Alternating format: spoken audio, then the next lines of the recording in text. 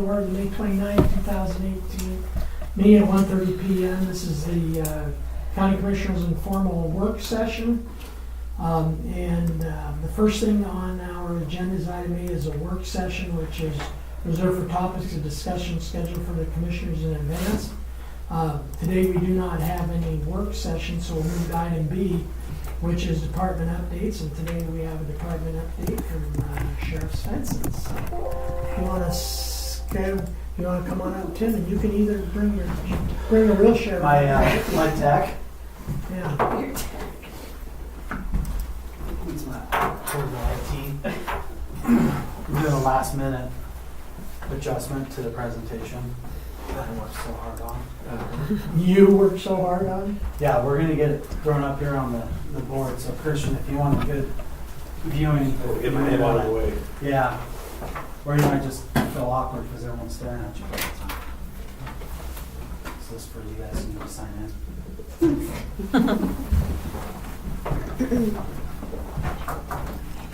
Okay, so real quick,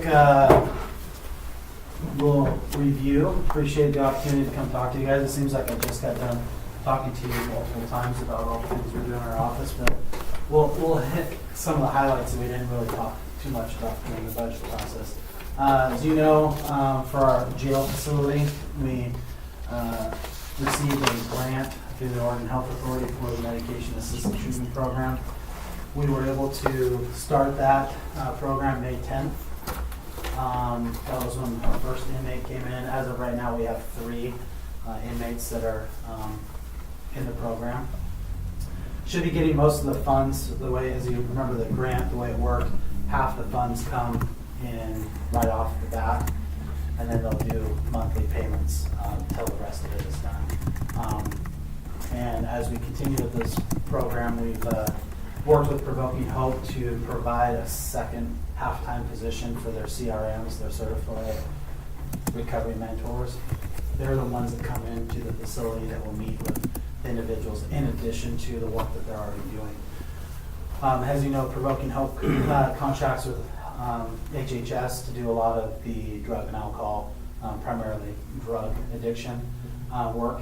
And they have been coming into our facility for years, meeting with individuals. In this particular case, for this program, they're coming in specifically to meet with the people enrolled in the program to start that conversation. So when they do have a potential release date, they have a familiar face that they get released to out the back door, and then that will ensure that we continue the process locally. Do you know who these certified recovery mentors, where their certification comes from? I think it's through Provoking Hope does their own training program, but I believe their original training was done somewhere at the state level. So they have a lot of their CRMs are clients who have made the appropriate change and have been very successful in the community. So they have that understanding, that kind of one-on-one understanding. They have a lot of individuals that are under their payroll that have got extensive training. What they're used mostly for is that connection between the person that says, listen, I was in your place at one time. You really need to go down this road, and they just really assist them to get them to connect them to services. They're not actually providing too much of counseling need. It's more of the highly trained buddy system that just makes sure that they get to point A to point B. Okay, thank you. So moving on, we have our crisis intervention mental health piece that we're working on. Our next countywide training that we're going to be holding is in October. As you know, we received $10,000 from DPSST last year to host this training. We received another $10,000 for team 12 on into 18-19 fiscal year. So starting July 1, we'll have another $10,000 to work with. The positions that we talked about during the budget process, identifying 1 CIT person in the jail and identifying 1 on the patrol side. But we sent out an official communication to our staff asking people who are interested in those positions to turn in their letters of interest. And then I've been talking for quite some time, and Silas and I had some pretty good conversations last week about this concept of what we consider an actual county-wide team. As you know, City of Newburgh has identified a particular individual. City of McMinnville has identified an officer that's primarily doing CIT work. Some of the most successful programs that we've tried to mirror are COS, Community Outreach Specialists, through HHS after, is Marion County and Washington County. They actually have dedicated teams similar to a YSEN, where that's all they do. We are halfway there with all the work that COS does. They have the ability to engage directly with law enforcement when they need to in the field. They also do a lot of follow-up. But we're trying to have that conversation even further down the road of, okay, now that we've got a dedicated person, I want my staff member working directly with COS on a daily basis, and start this concept of what this team concept might look like. There's a lot of interesting funding options that may be available in the next upcoming future. Attended a behavioral health and criminal justice seminar last week down in Salem. They are beginning to have the discussions statewide with the legislature about the concept of a behavioral justice reinvestment program similar to the community justice reinvestment program. Concept would be that counties that are engaged in some sort of diversion for mental health or alcohol and drug would be able to apply for funds from the state, kind of like a reinvestment, saying you're diverting individuals from local government services, i.e. the jail or prisons, and you've got a lot of good programs in place, then we'll start funneling money to you to help support those. So having a team like this and a lot of the work that we've done up to this point will assist us in that application process. Our dogs. So those who know that Deputy Scare and Rojo, they've been working so far. They're fully trained, certified. He's been out on the road quite a bit. He's in the upper right-hand corner. Our dog there on the bottom left is Kyra. Deputy Drury and Kyra will start their training sometime next month.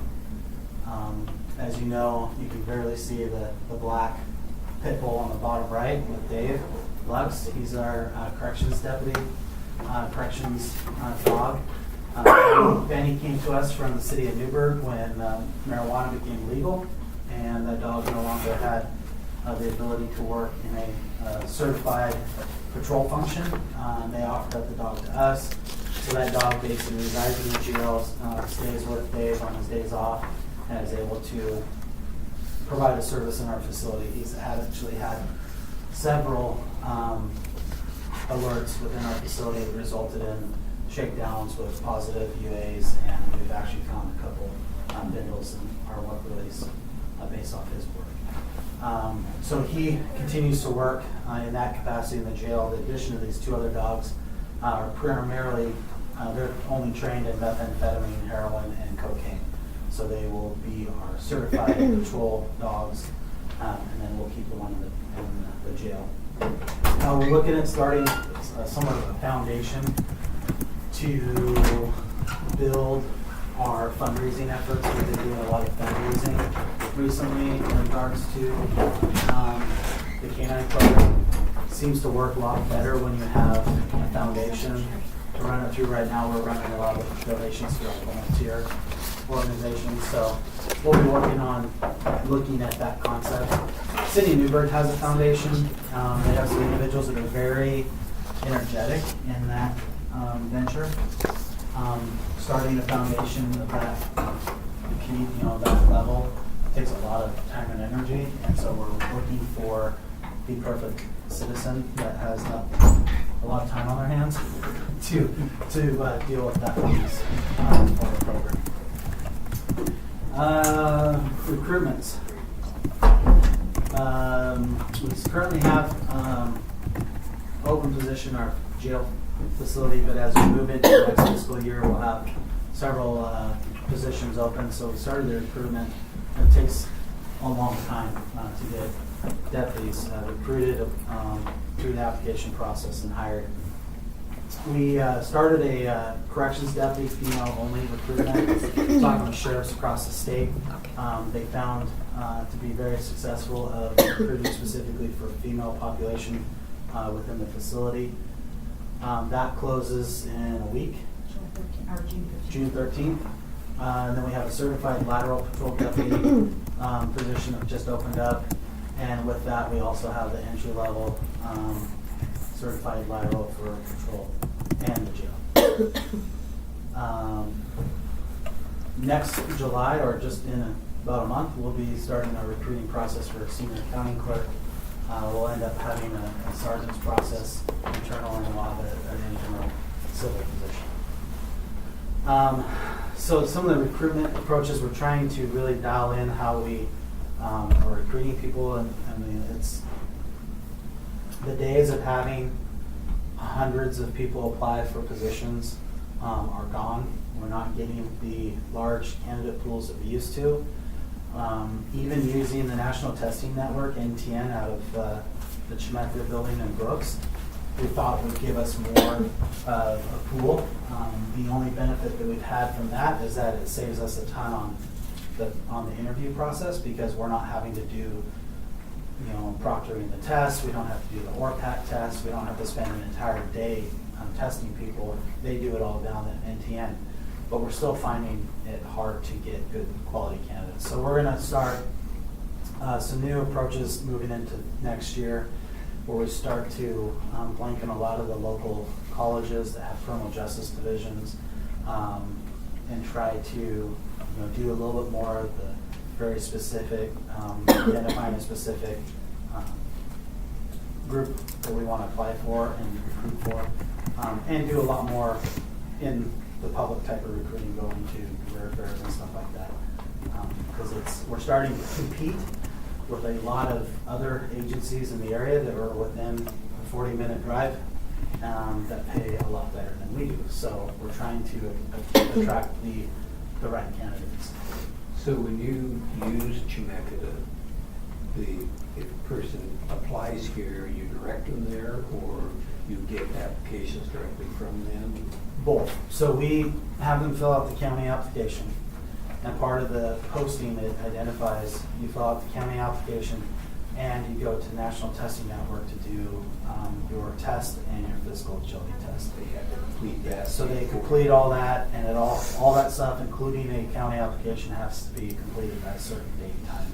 So when we do our recruitment, Emily will look online through NTN to make sure that there's several available testing dates between the time that we post to the time that we close. It's a new way of looking at it, because in the old days we used to just say, okay, let's post on this day and close 3 weeks later. Well, if we post today and 3 weeks later it closes, but we find out that NTN only has 2 available testing dates, we're significantly reducing the number of people. The other benefit with NTN is that if they've already tested with other agencies, they can see through their website that we're hiring, and then they can apply their scores to our application. How long are those scores good? For a year, 12 months. Yeah. But then we also require them to still fill out our application. Right. So a lot of times what you see is you get people that just click on the box on NTN, they apply their scores to our testing, but they won't fill out the county application, and they're not considered in the process. So it's definitely an era where we have morning meetings quite regularly, where when we were looking for a job, we would literally hand deliver things, and we would make sure that every single step was followed. Nowadays, they're just so quick, they just go online and they think, oh, it's on NTN, I'll just click that and I'll apply my score there and I'm good to go. They won't even read the job announcement, which is frustrating, because we do have some semi-good quality candidates that are doing that just can't follow basic instructions. Well, then they're not very good. Yes.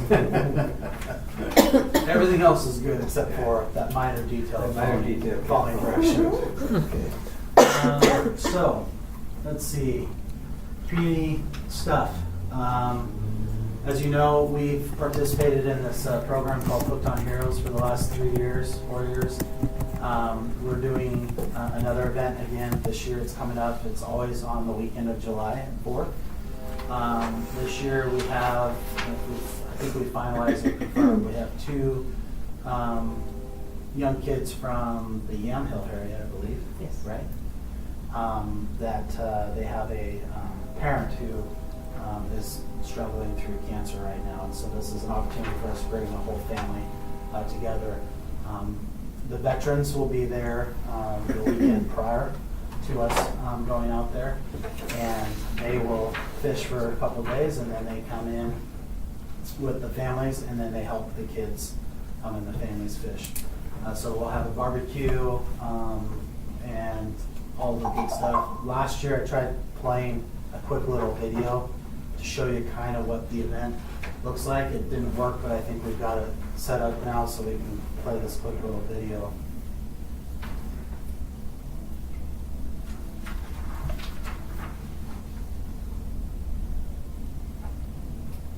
Can you do your volume from TV?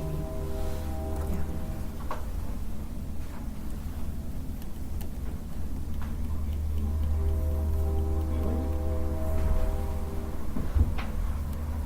So if you look in the upper left-hand corner of the river, it's all dark. That's all salmon. Pulled up.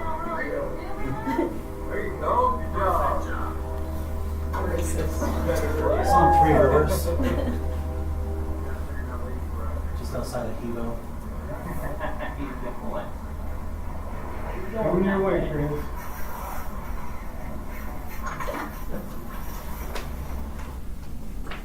See, poor kids are gonna think that's the way it is when you go. I Perfect guys up there, thank you.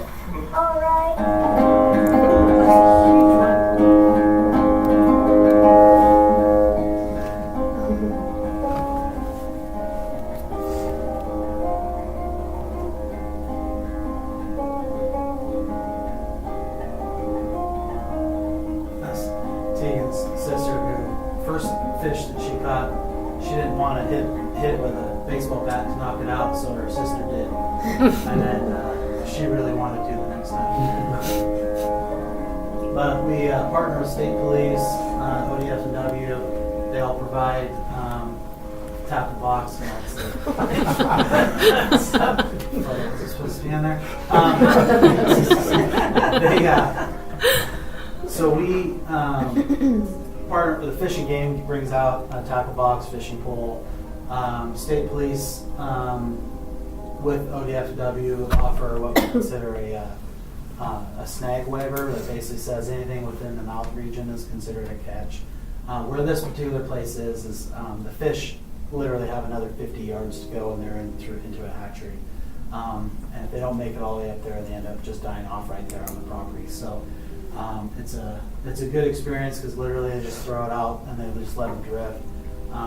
You saw 2 of my captains sit there, and we all have polarized glasses so you can tell if it's a good hit. A couple years ago, OSP was really specific. They wouldn't let us keep them unless it was a direct hook, which we got there. It just took a little bit longer.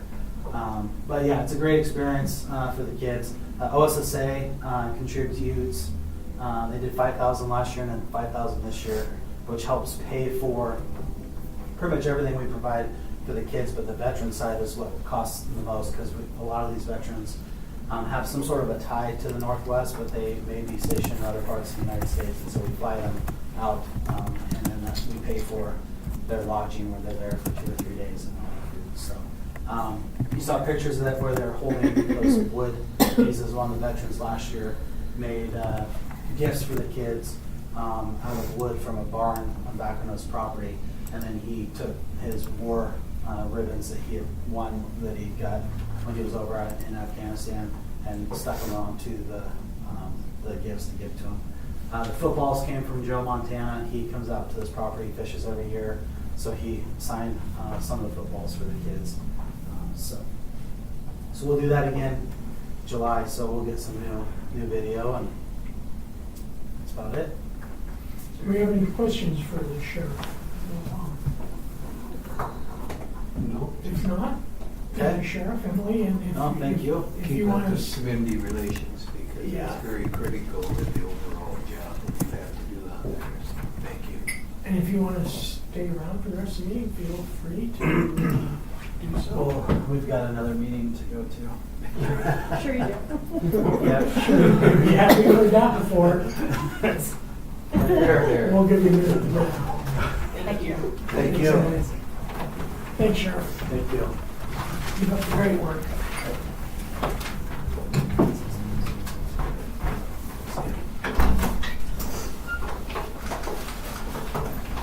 Okay, before we continue on to our preliminary consent agenda, just a couple things that I forgot to make sure the record shows that Commissioner Sterrett is on a approved absence today, so she will not be joining us today. And as vice chair, I'm going chairing the meeting.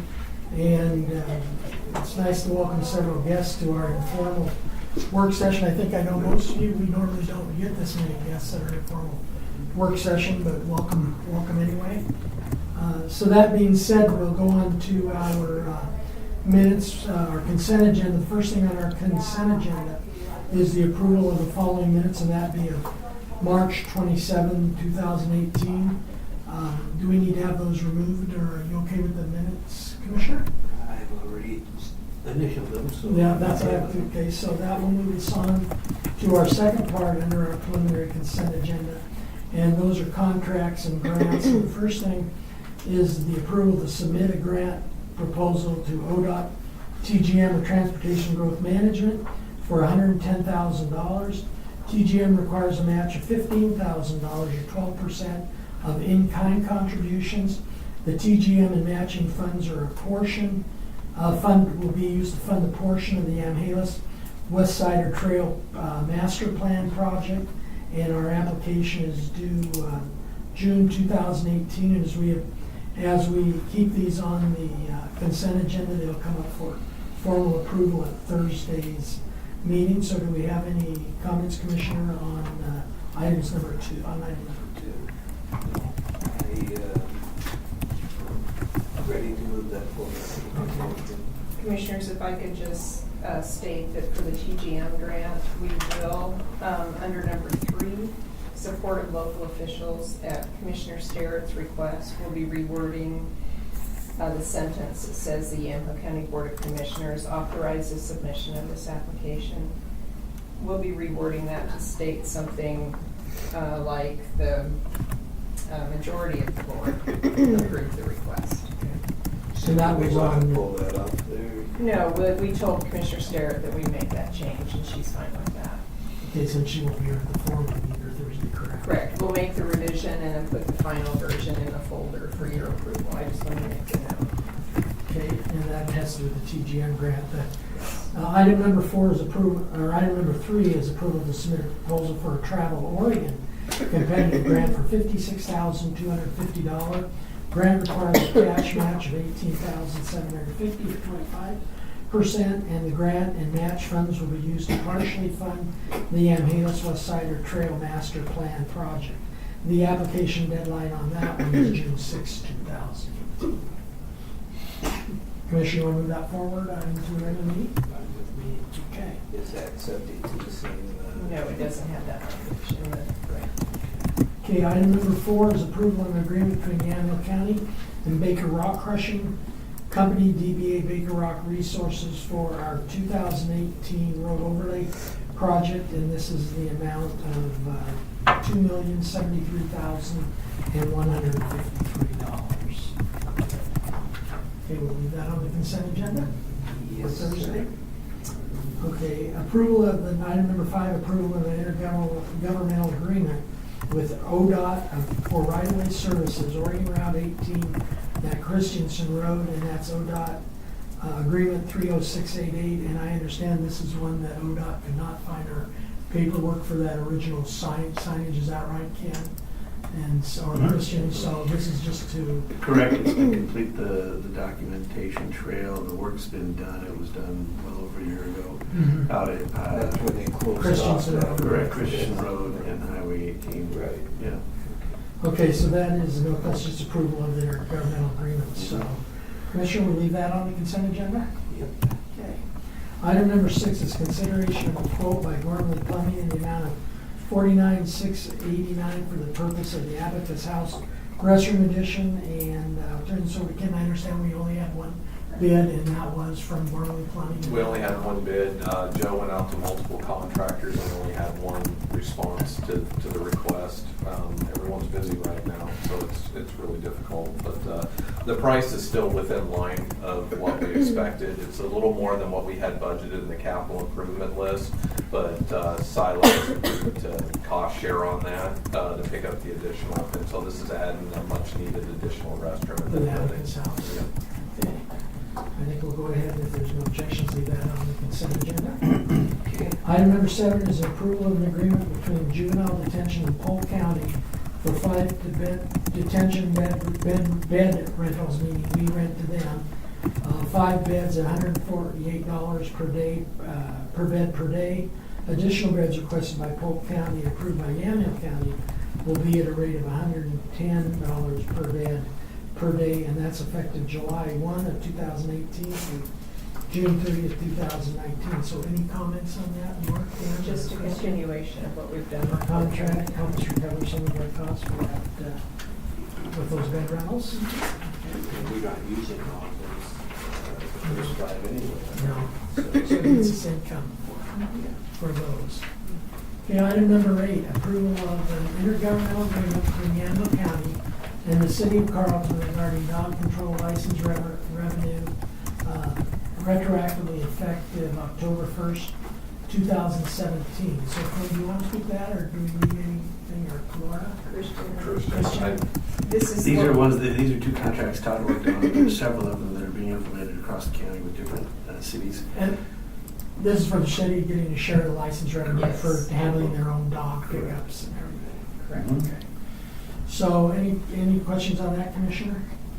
And these are being.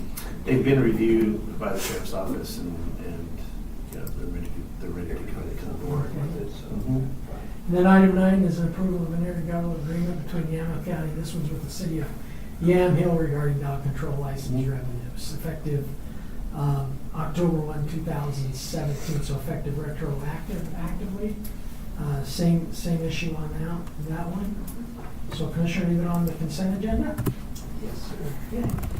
Takes us to item number 10, approval to authorize the county administrator to sign the notice of election for workman's compensation insurance through Safe Corporation for the 2018-2019 coverage year. Yeah, and this is the first one, is going through insurance renewals right now. This is for our workers' comp coverage. We did the move to SAFE for this current plan year for 17-18. It was a successful move. It's worked really well working with SAFE, and again, the rates, we're seeing some positive. Our experience is going the right direction, and the rates have been holding steady, and so the renewals are looking really good. Okay, I did have an opportunity to go in, I asked Ken to give me some information on the last several years, and I went and looked over the loss history and the premiums for the last several years, and I'm in agreement that it's definitely moving in the right direction. Safe was a So, good one. yes. Last year. So we'll leave that on the consent agenda? Sure. Takes us to item number 11. That's approval of amendment number 1 to the agreement between Yamhill County Health and Human Services and Oregon State University Extension, Yamhill County, and this is board order number 17-055, adding funds in the amount of $6,877 and extending the term through June 30th, 2018. And Commissioners, this project is a reduction of childhood and adolescent obesity in Yamhill County. The program builds on the existing program model that OSU Extension Office has been using. It's a collaboration between OSU, local schools, HHS, and Providence. We did this over this current year, and they're just extending it to finish out the $6,877. Okay, that'll take us to item number 12, approval of the medical service agreement, MSA, between Yamhill County and Oregon Health Authority for prevention and health promotion. This is a programmatic change, not a programmatic change, excuse me. It's a billing change process. Services will remain the same. It's just a new new structure that requires certification and a change in the reimbursement.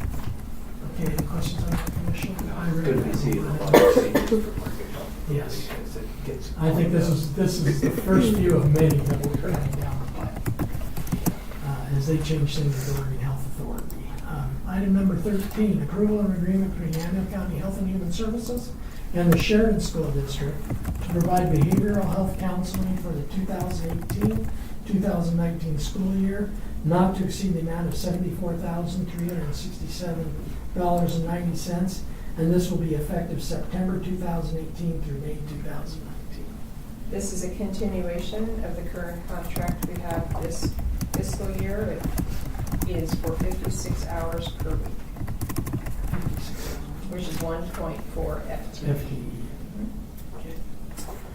Item number 14, approval of agreement between Yamhill County Health and Human Services and the Yamhill Carlton School District to provide behavioral health counseling for the 2018-2019 school year, not to exceed $79,679.88, again effective September 18th through May of 19. This also is a continuation of the current contract, and it is for 60 hours per week, or 1.5 FTE. Thank you, Laura. Item number 15, approval of amendment number 4 to the agreement between Yamhill County Health and Human Services and the Oregon Family Support Network, OFSN. And this was our board order, goes back to board order 14-580, retroactive from May 1st, 2018 through June 30th, 2019. So this amendment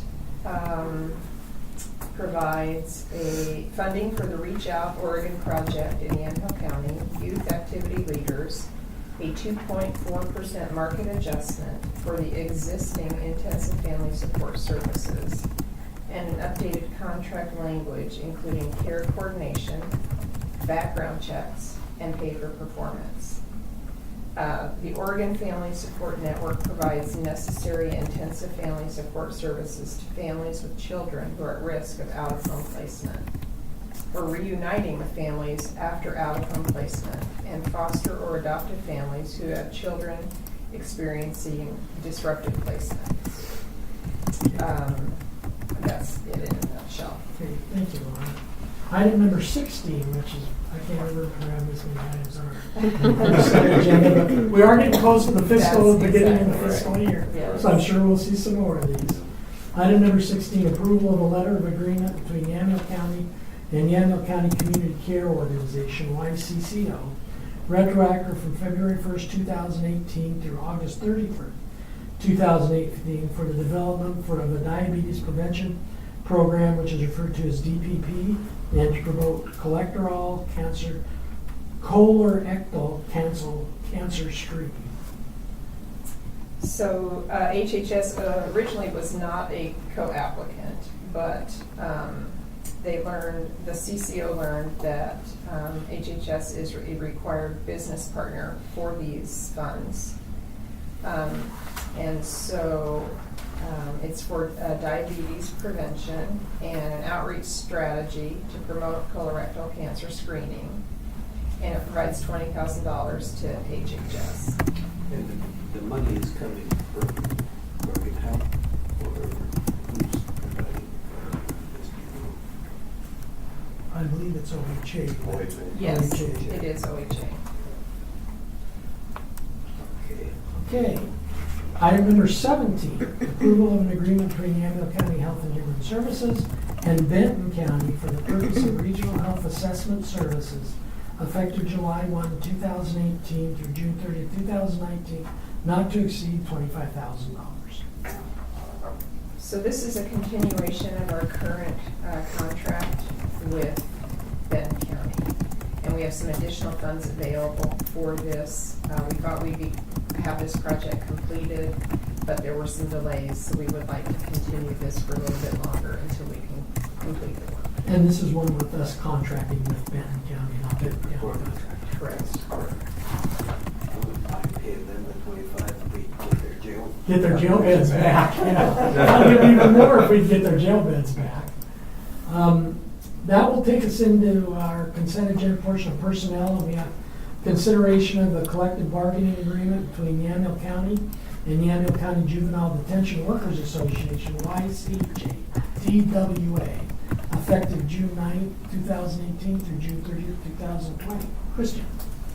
Yeah, this is simply the culmination of our negotiations with the new union. The entire agreement's up on the website. I've sent it to each of you. If you have any questions, we can discuss it before Thursday, but the union has adopted the new CBA and will be before you for your consideration on Thursday. And this is our fifth, is it our fifth union? Fifth. And it's, the juvenile workers that were members have asked me Correct. before, and they went We off. chose to and separate formed and they their own. formed their own group. Their own. Juvenile corrections specialists and juvenile corrections techs. And they're a non-strike bound. They are a strike prohibited unit. That's right. Okay, that takes us on our agenda. That completes the consent agenda. All those items will be in front of us on Thursday at our formal meeting for consideration and approval of the consent agenda. Takes us to item number D is a non-consent agenda items and topics for discussion. We currently don't have any resolution, consideration of adopting resolution number 1805 or 18-05-31-1, proclaiming August 7th, 2018 as National Night Out in Lafayette, Oregon. This is one that we were asked by some of the citizens of Lafayette to do a resolution on for their National Night Out. I brought that in front of the board. The board graciously agreed to do it. I will be presenting that on August 6th or August 7th at their neighborhood night out in the city of Lafayette. I do understand we may have a couple more cities coming in front of us, ask us to do the same thing. So that takes us to executive session. We do not have any executive session. I think it's really unusual before we get to commissioner updates and announcements that normally we don't take public input at informal sessions, but we can. Is that correct? If anybody has a That is comment? correct. It's up to the board's discretion. So this is a public meeting, so I would recommend, since we do have so many guests, if they want to make some brief comments or anything like that, or informal session on a lot of these may be covered Thursday, that they're more certainly welcome to. So if you want to provide us some just brief comments, we ask you to keep them brief, and what we would do is ask you to state your name and your address so they're caught on the tape. So let's start down here. Tom, do you have any I'll comments? yield the rest of my time. Okay, Brian? Yeah, so I understand, thank you very much, Brian Schmidt, 7580 consent trip. So I understand the BOC hasn't approved the application yet, so I don't understand why it's in there. And I also would like to have my little farming practice included in there. It says in there that there's no livestock operations, but then it says except for the little alpaca thing. But I'm actually in there, and Mr. Salvo stated that my concerns are legitimate, but that I'm from a different location on the trail, and that's not true. I'm on this 3-mile section. So I'd like to have that in there, and then also, I don't like the way this is all being rushed, this whole thing, and it really, really bothers me. Okay, are you a property owner or I'm leasee? leasee. Is the property owners, are any of their concerns mentioned in the, No, they're not mentioned. okay, you just as a leasee. So when the official notification, Well, are you referring to one of the two grants that were on the consent? that's what I'm agenda? trying to get at. No, so what I'm referring to is this application that is going to be voted on. I understand it in the newspaper. So I'm not sure why it didn't get on the agenda, but we are going to be considering the amendment to the TSP on Thursday. Yeah, that's what I was asking, because it is not on the informal But agenda. I saw an agenda for this meeting, and it said something about approving it. But These are just approving the grants that will allow us to apply for money through the state and through Travel Oregon. But this agenda, it's not But I on this think what you're agenda. talking about is the amendment to the TSP, right? Yes, it's Yeah. not that being. No, that won't be packaged considered up until here. Thursday, correct? It is going to be considered Thursday. You know, we could have probably listed it under a non-consent agenda item that's going to be on the agenda for Thursday. But it's not, what the commissioners just went through are items that are now going to be put on the consent agenda for Thursday. So they're all going to be voted on in one single vote. So my understanding is there will be a separate agenda item on Thursday for the proposed amendment. to For the TSP. proposed amendment, yes. For the TSP amendment. Yes, for Correct. it itself. And that's why You know, I'm sorry it didn't make it on, but it is on the agenda, but that's why I wanted to make sure if anybody wanted to make comments today that they understood that the actual, on the agenda for Thursday, the actual TSP amendment will be a standalone item on the agenda for Thursday.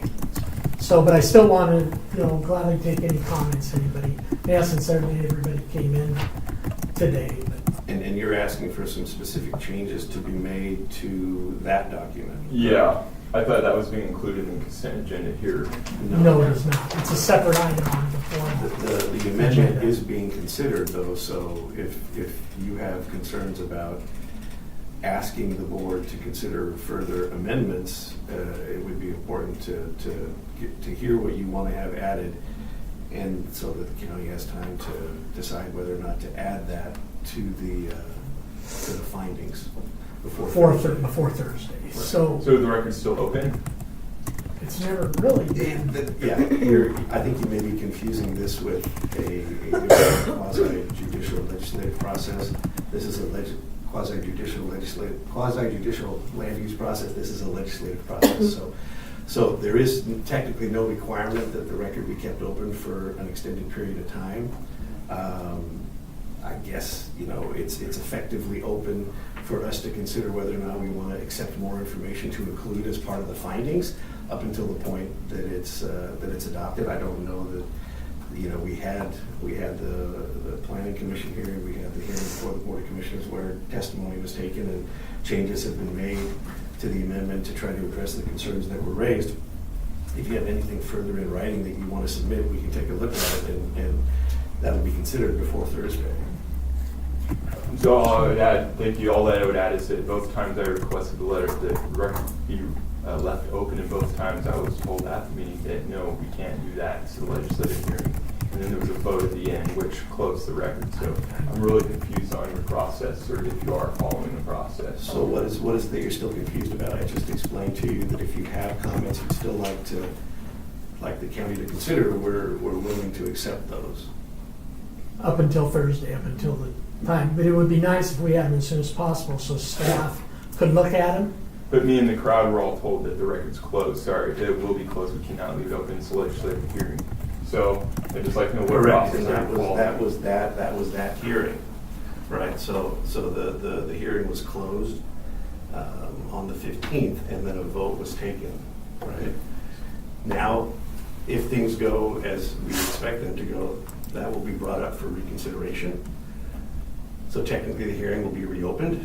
There was no plan to take further testimony, but at the board's discretion, they've allowed folks to speak today. So we will certainly include anything that's said today. We'll take it into consideration. I don't know if it's going to amount to changes in the amendment. You know, if you had something in writing, we're certainly happy to take a look at it. But I think, Brian, what he's getting at is, put it in my simplest terms, is that since I suggest after meeting with staff to keep to reconsider the vote this Thursday, technically it opens it up, and so I think what Christian is saying is we're open to taking additional testimony and there's only two of us there, but we're open to taking additional testimony, but normally the public If you want to take additional testimony on Thursday as well, we can do that. that's a We little can bit do that different. also. And then if additional changes need to be made to the amendment because of that testimony, then we may not have the final document ready for the board to act on. And a motion for reconsideration does need to come at the next formal session. So we may need to, if you are inclined to take testimony after the We're only testimony talking or the 2 days from now, comment you're so they'd hearing have to today. turn it in either today, we'd have tomorrow to consider it, then it would come up Thursday. Correct.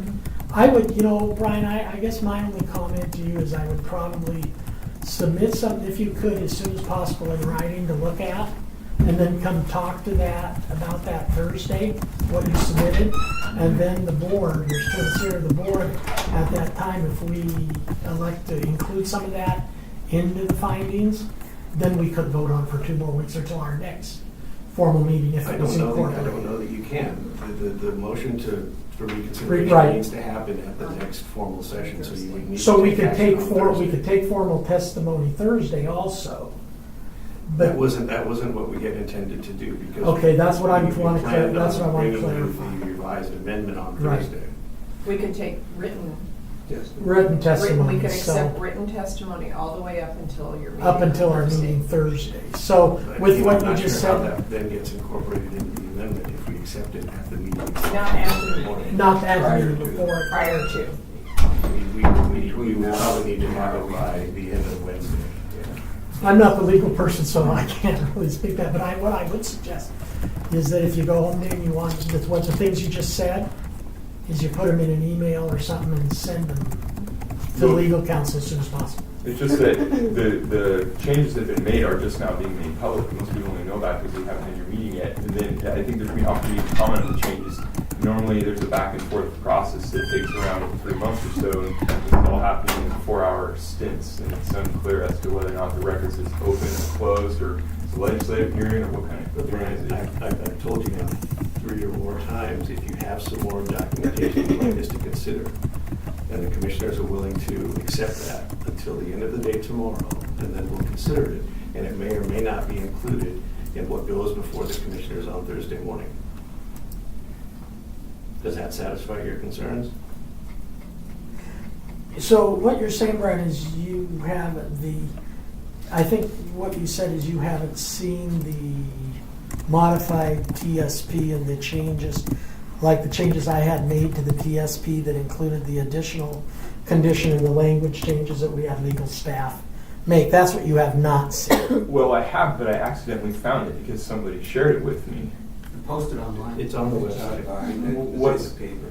Sorry. What I heard you say, Brian, is that there were just, you wanted a statement that the property indicated in that first 3 mile stretch didn't include the property that you work, or that you lease, is that correct? That's correct. I mean, I have animals. And So, yeah, sorry. so what I'm hearing you say is you would like some reference to that made in the amended TSP, and that was what you were being asked to put into writing, and we would take a look at, consider whether to add that or not into the TSP. What I would like to see is the applicant work with me on making amendments. So after an amendment is proposed in the draft, then I need to be formally presented that, oh, here it is. And then I need a chance to comment on it. It's usually a back and forth process that can take up to 3 months. This is a very, technical thing here, and we're not giving the people an opportunity to comment on what the changes have been made. There's a very minor change to the TSP you heard at the hearing 2 weeks ago.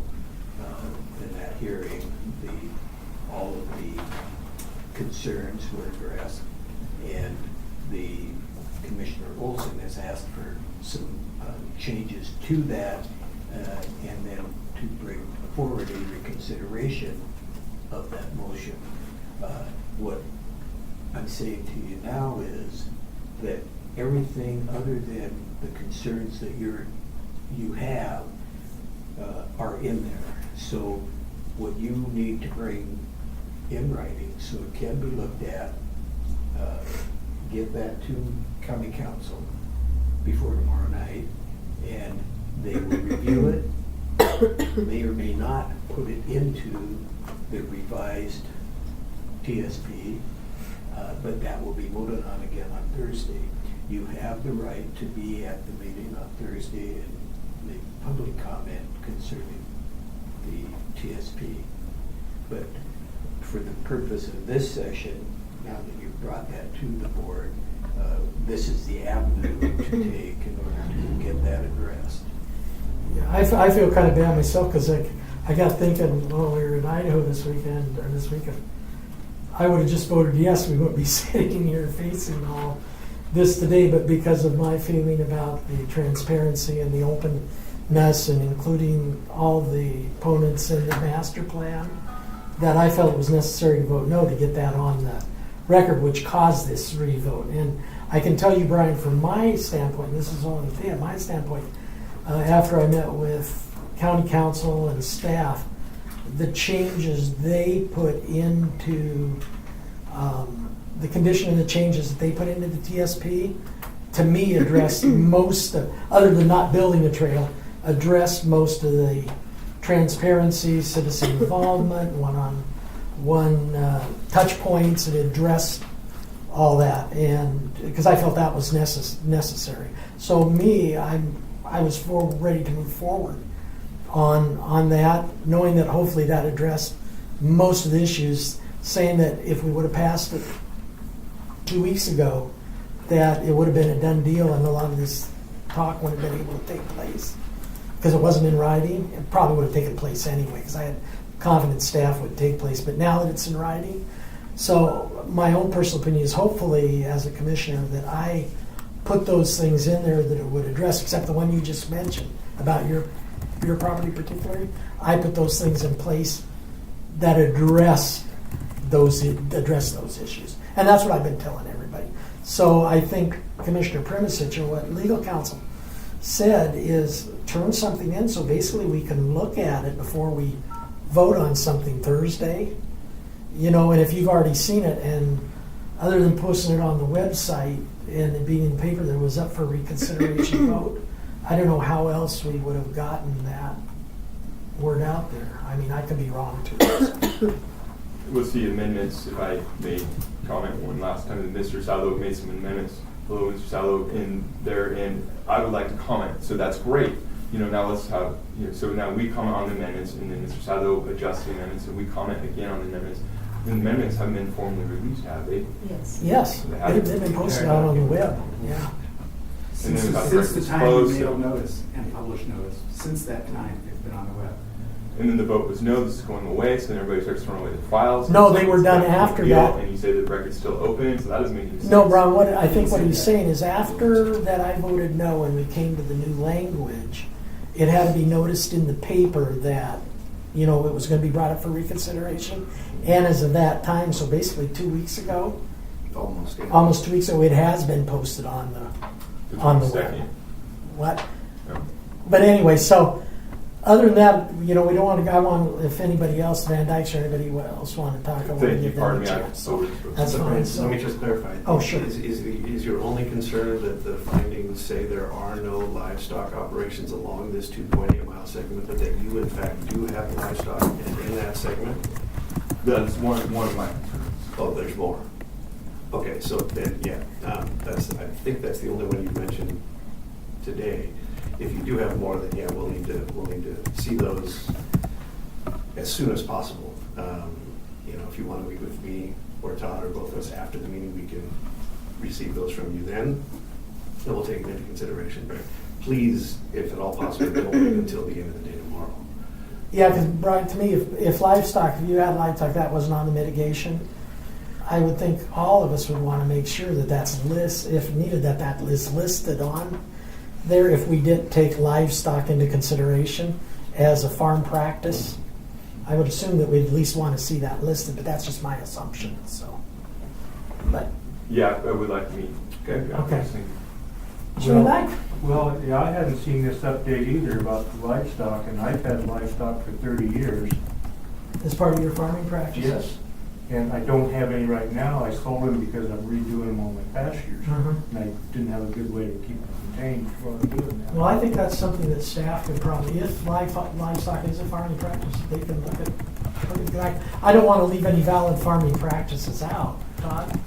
I think it has been considered and addressed through the proposed mitigation of fencing, but again, if there are new specific concerns that hadn't been raised at either of the two hearings, we can certainly try to receive those as soon as possible and then determine if any additional amendments to the language are appropriate. But again, we make another change, we'll be making that change within hours of the board taking action.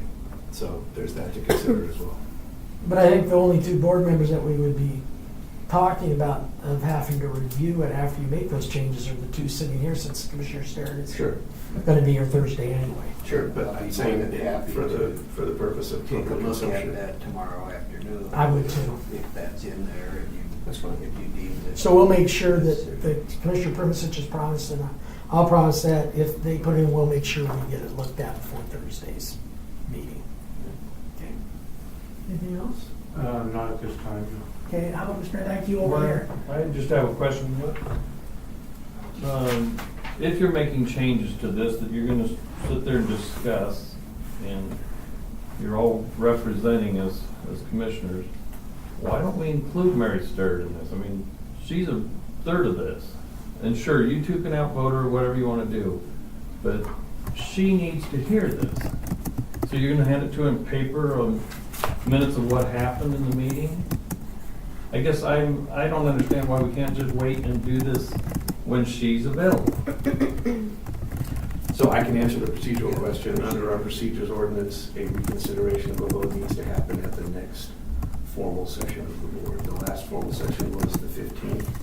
Because of calendar and scheduling, there was no formal session last week, so this Thursday's meeting is the next formal session. And I don't care about that. What I'm concerned with is she's not hearing any of this discussion, this type of thing. So we have discussed the proposed amendments with her. Not today. Not what's in this. Not today. But she'll have an Discussion, opportunity, I guess correct. she could have an opportunity to listen to it. She's on vacation. Well, she could still listen to it if she wanted to. Correct. And our procedures ordinance does allow for a commissioner to call in and participate in a meeting by telephone. So we could, We can make her aware, if we do choose to change the TSP, we can certainly contact Mary, give her You mean the. make further amendments to If, what's currently out after there? we, Yeah. after this, if you make further amendments, because she has seen the one that is currently ready for adoption.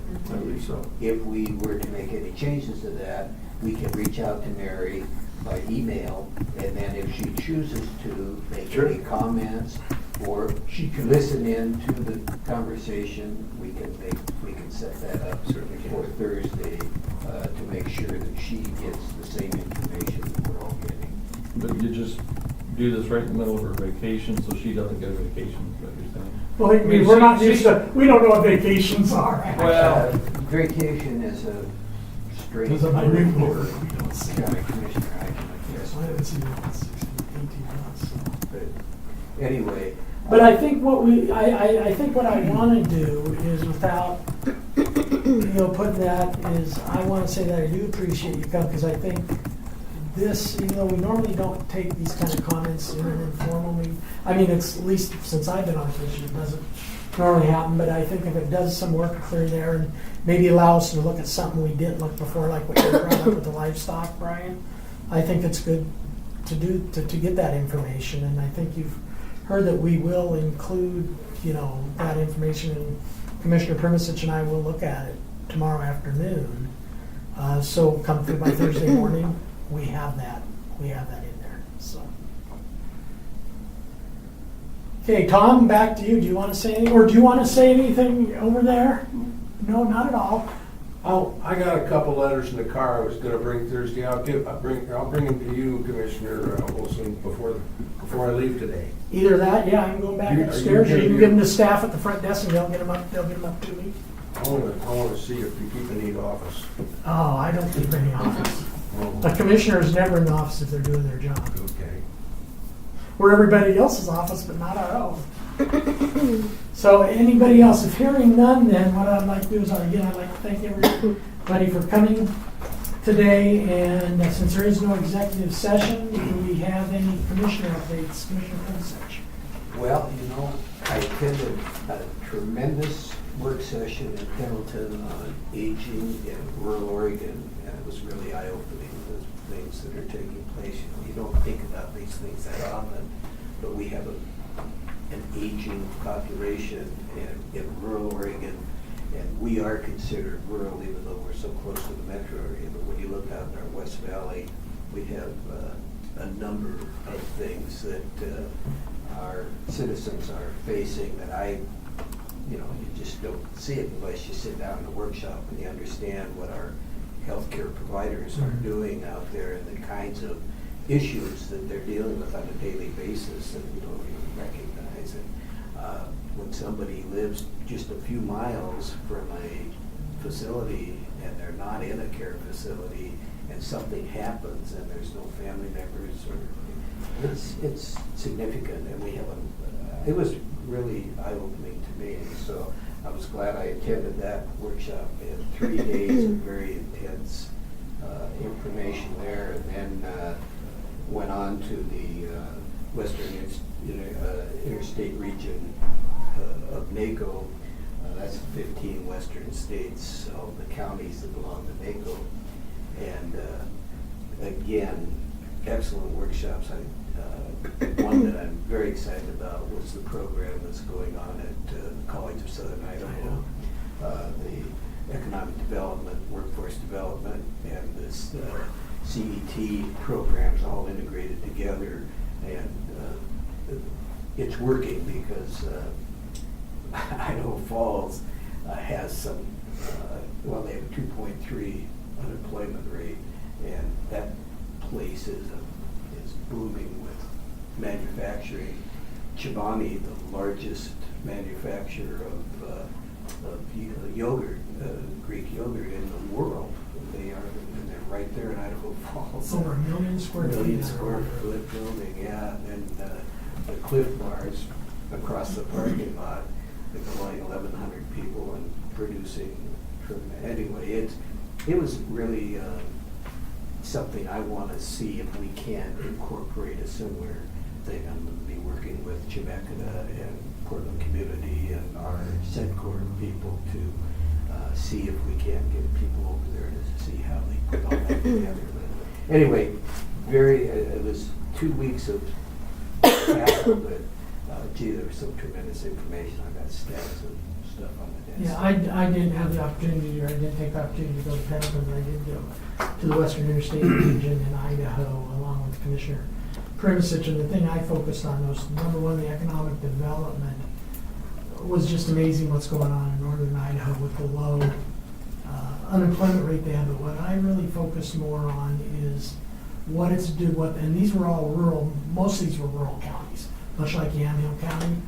The impact that of workforce housing or the lack of workforce housing has on rural communities or rural counties like Yamhill County, and the different programs that different counties and different municipalities are putting in to actually enhance workforce housing, and that's from partnering with private companies to build developments where so much of the development is dedicated to their workers and so much is sold at market value, to counties and cities not charging if they're agreed to be kept in the workforce housing market for like 10 years minimum, not charging system development fees, cutting permit fees in half, all these innovative things that can be done to enhance the county's take, which we've already started to do, taking properties that we have on our tax rolls that we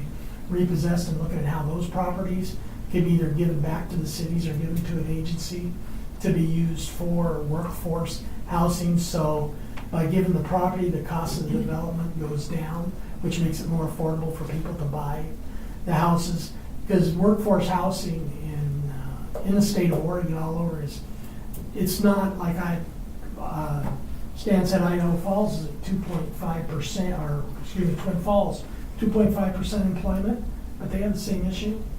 They can't get talent in and they could use more jobs. I mean, they have the jobs to fill, but they can't get the people in that can afford the housing to live there and fill the jobs. So they'd be at a 0% unemployment rate if they could get enough housing for those people, but they can't. So I'm real concerned about affordable housing and what it does to the economy of a county, or what it can do to the economy of a county. And I'm a total wonder, when I was with the city of McMinnville 8 years ago, I was against the city implementing an ordinance that allowed for these short-term vacation rentals, because what it did, it basically workforce housing, took a lot of it off the marketplace because people were taking all these rentals they had, buying and making them vacation rentals. And now if you look at McMinnville's changing their policies, because that's exactly what happened, because they have so many vacation rentals in McMinnville that there's no place for the average workforce person to live. So that's what I learned over there, and it was a very good conference, but it's always good to get with commissioners from 15 other states. Oregon was well represented by a lot of the rural communities both east of the mountains and west of the mountains, and believe me, we all have the same issues. And a lot of them aren't gonna be solved at our level, a lot of them are gonna have to be solved at a much higher level than we can, so. Sasson really went to a small 10-acre farm that this young couple runs in.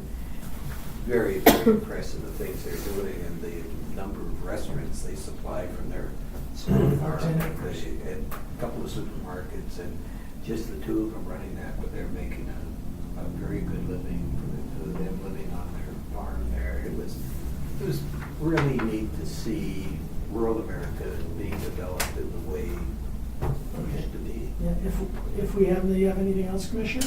Oh, I got tons of. Yeah, I do too, but we don't have enough But time. not right now. If nobody has anything else, I will adjourn our May 29th informal work session of the Board of Commissioners.